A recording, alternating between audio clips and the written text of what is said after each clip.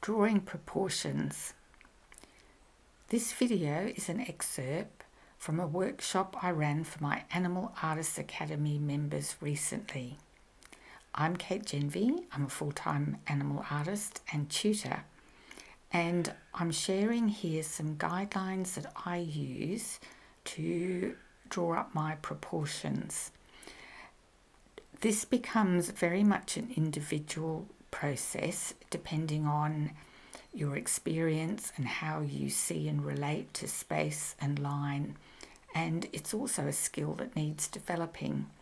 Some people use grids, some use proportional dividers. I use shapes, and like this video right here, I'm just blocking in. So I hope you find this video helpful and that the guidelines are useful to you in your sketching up and drawing of your proportions.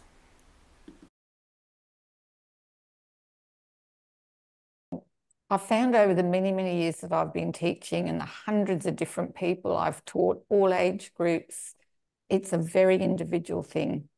And I used to always start my workshops with a drawing lesson.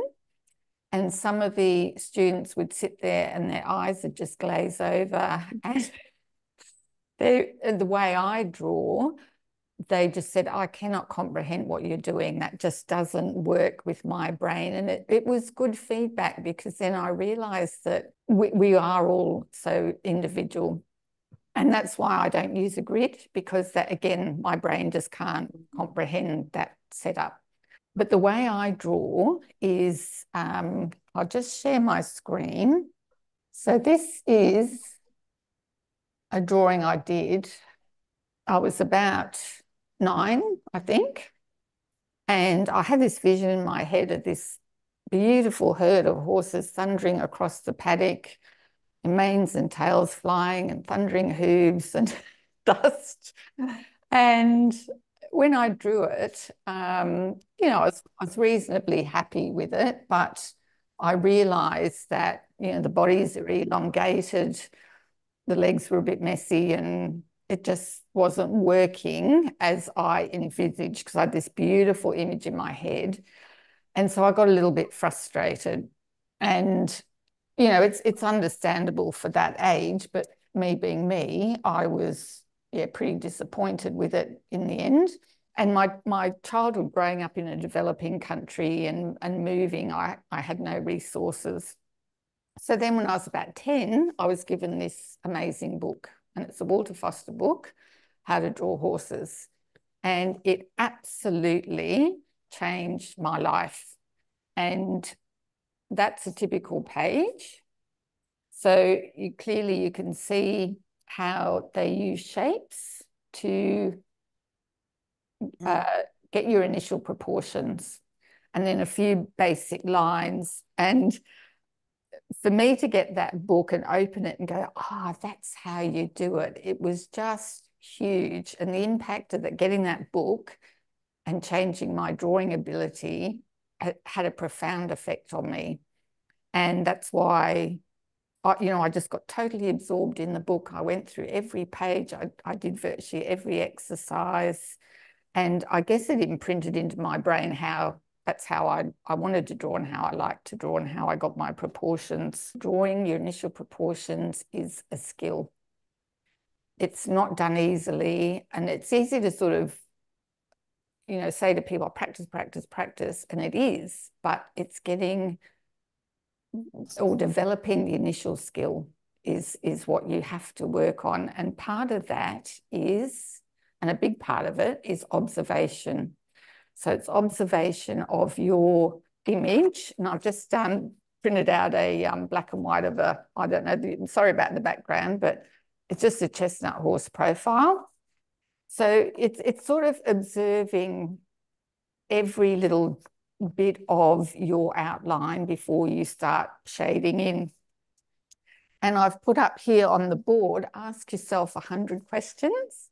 And that is an exaggeration, but it's meant to be to recognize the importance of that. So as you're drawing every little bit. You've got to keep asking yourself questions through the whole process.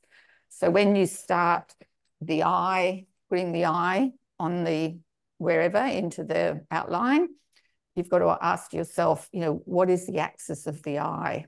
How far is that corner of the eye to the front of the head?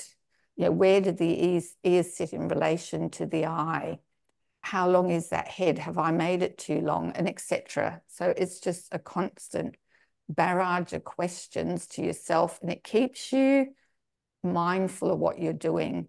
Because some artists say, oh, it's an eye, and they're so used to seeing human eyes, they just draw, you know, basically more human eye than they should. And the more you practice the skill, you know, use your sketchbooks. Don't get sketchbook syndrome where you just have a collection of them and don't use them.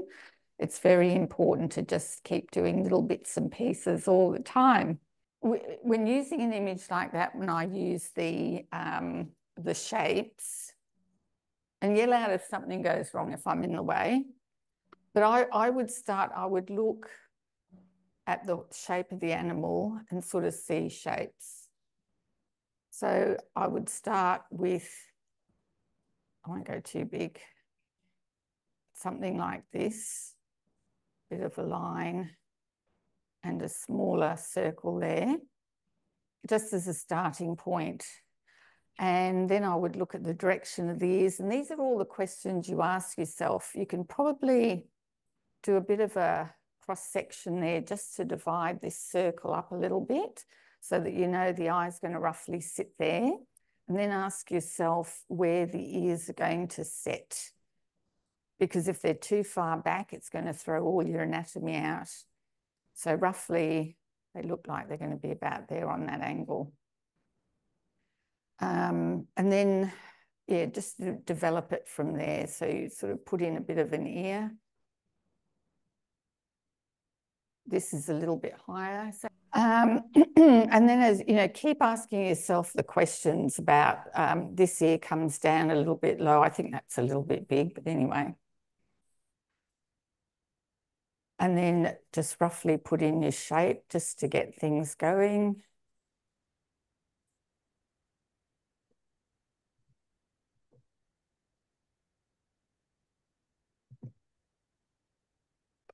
And then a really good, which I've used my whole life, is you can cut up copy paper, but have bits of paper like this. If you're on an iPad, it's a bit more difficult, but a really good way to sort of get things going is to block off certain areas. So you can see, you know, ask yourself, how far is that eye from the base of the ear? What is the angle from the base of the ear to the corner of the eye? And as I was saying about eyes, so if you've got a horse's eye that's sort of roughly shaped like so, always check the axis, so corner to corner, and then you can put the eye in.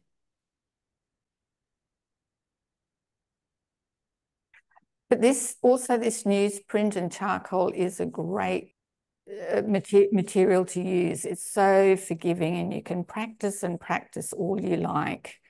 But as you can see, that's just a really good way to start off shapes. Another way, if you have a horse like this or an animal looking straight on, depending on the shape of the animal's head, I find if I'm doing a lion that's got a big round face, I would use circles. But for a horse, you could do either way. You can look at that as a circle and that as a circle, or you can start with, you know, just something simple like this.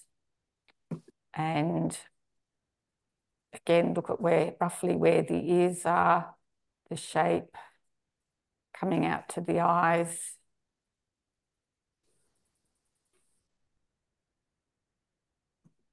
Make sure, again, cross-reference everything, either with your piece of paper. He's on a slight angle. If an animal's looking at you straight on, one of the first things I do is check that center line. Make sure, again, with your paper, you can just check it and say it's on a slight angle, which means this side is going to look slightly different to the other side. So he's pretty much just sort of like that. So that's That's actually got to come across slightly like so. This is where the charcoal's so good because it's easy to rub out. And then, yeah, you've sort of got your nose down here, your nostrils. And as you can see, within a few minutes, you've actually, you know, got a bit of a shape to work on. And from there, you can just develop it up a lot more.